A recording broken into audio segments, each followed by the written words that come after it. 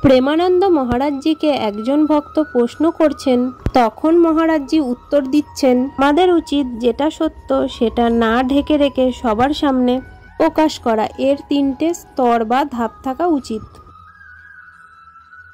প্রথমে সত্যকে সামনে প্রকাশ করা, দ্বিতীয়ত যদি সামনের ব্যক্তিটি না মানে তাহলে রাধারানীর ওপর সমস্তটা ছেড়ে দেওয়া, তৃতীয় তারপরেও যদি পরিস্থিতি ঠিক না হয় তাহলে ভাবতে হবে আমারই কোনো পূর্বজন্মের কর্মের ফল রূপে এসেছে আমাকে দণ্ড দেওয়ার জন্য এবং সেটাকে সহ্য করে নিতে হবে। এমনটা করলে আমাদের শত্রু বা বিরোধী তৈরি হবে না।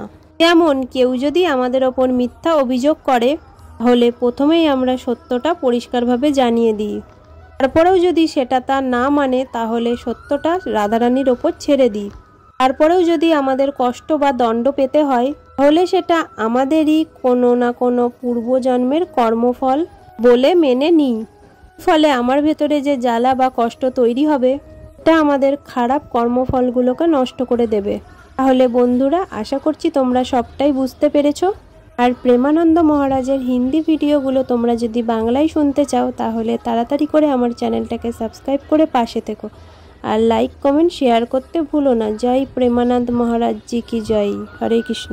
রাধে রাধে।